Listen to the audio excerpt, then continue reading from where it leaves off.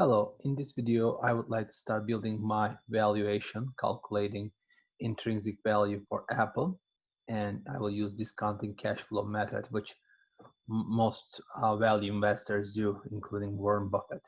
What I'm going to do is create here a new tab by clicking on this plus icon, and here I will name this one as intrinsic value. All right, so I will put this intrinsic value tab, drag it to the left at the very beginning. So what I'm gonna do is here, first I will start with the years. Let me just zoom in so you can see it easier. So I'm gonna start with the current year as my base year, 2020, and I will increase it to one by one. And in general, I like to go for 10 years, but if you think this your stock is hard to predict, you may want to do 5 years. But my rule of thumb is if stock market, if the company that you are trying to predict is not that easy to predict for next 10 years, easy enough, I mean, no one can know future, obviously, then I would rather don't evaluate that company. So that's why I like 10 years time frame. So 2020, 2021, I highlight those two again, right down corner of this black row, I drag it.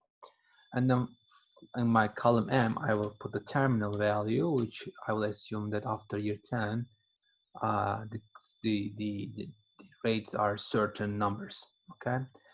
And now, again, so this 2020, year 2020 is my base year. If I right click on this and include a new comment or new note, I can put here, this is my base year. Okay, so first thing I would like to do is I would like to work on my risk-free rate, which is I think the most important component, risk-free rate. Basically the rate that you can generate return on investment without taking any risk. And here we look at in general US government bond rates, because we assume that US government is almost impossible to go default, which is possible, but very, very unlikely since it's a very stable economy and can print its own money. So now I'm gonna find this risk-free rate for 2020. So what I'm gonna do is go to my browser and then Google 10-year treasury rate historical data.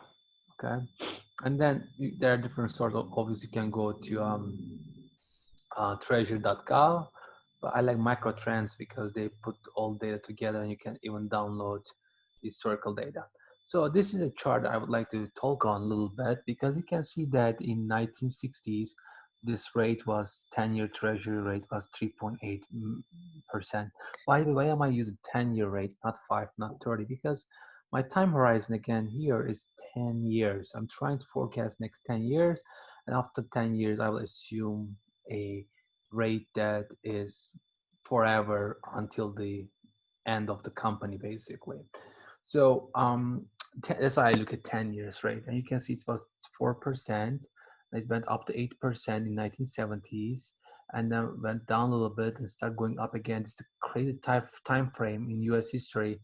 This has never happened that high since I would say 1880s, that the 10-year rate increased almost to 16%, and then it started going down and went up, and then since I would say since to that time to 1980s, it went down and up and down, but finally it went down and down, and currently the rate is very, very low. So you can see that current rate is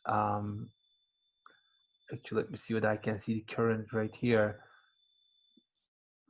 I think it's not at 0.5, but I don't think this gives me here, or right here, as of today, the rate is 0.52. So I will plug that one in, current 10-year bond rate right here. So it is 0.0, it's hard to write this, 52, sorry, 0.52%. Okay, so that's the current rate. And I will assume that this rate will be the same next 10 years. So right down corner, you see this black cross, you can drag it all the way till year 2030. However, for the terminal value, I'm not gonna assume that this is gonna stay the same at the end of 10 years. and I will assume that that value will change. So to do that, what I'm going to do is I'm going to look at it on something longer term. So what I'm going to do is 30, which is the longest rate that we have for US bonds, 30-year treasury rate history. I will Google that. And again, if I go to